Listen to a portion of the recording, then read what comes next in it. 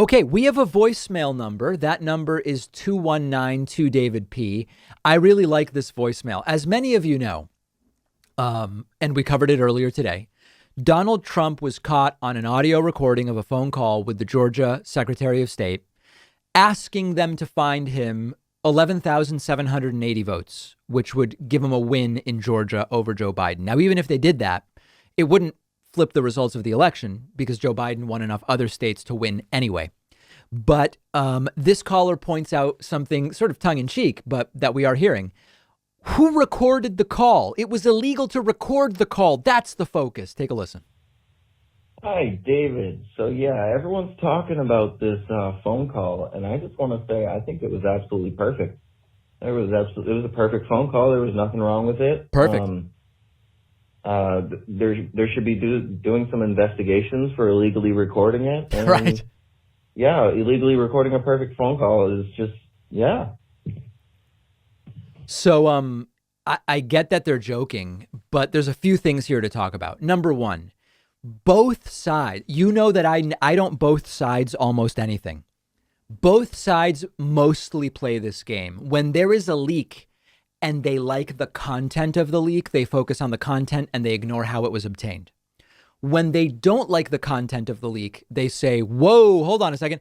That was illegally recorded, or it was leaked by someone who didn't have access to it, or whatever. Democrats and Republicans really both do this almost to the same degree. And it's one of the areas where there really is very little difference between Democrats and Republicans. However, what is interesting is that presumably Donald Trump, well, we know Donald Trump was in Washington, D.C. when this call was made. And Brad Raffensperger was in Georgia when this call was made. Both Georgia and D.C. are one party consent territories, meaning it is legal to record a phone call as long as someone on the call knows that it's being recorded.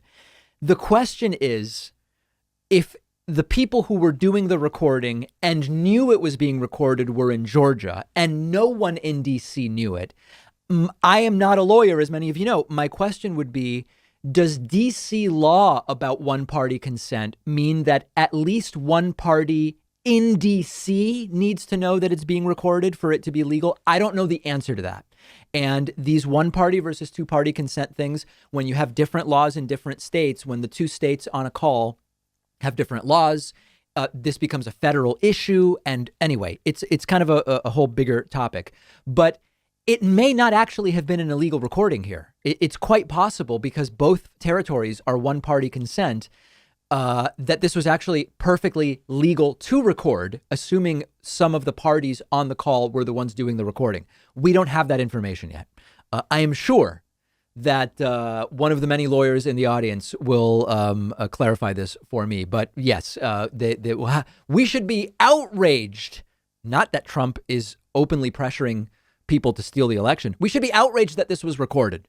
Give me a break, guys. Come on.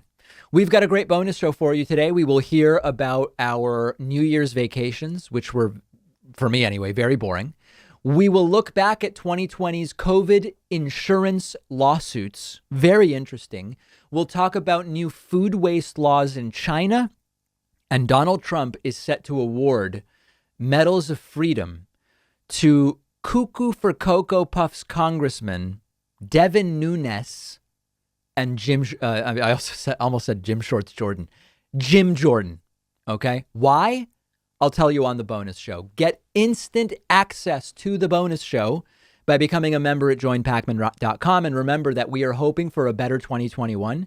And you can use the coupon code BETTER21 to get a big discount off of the membership of your choice at joinpakman.com.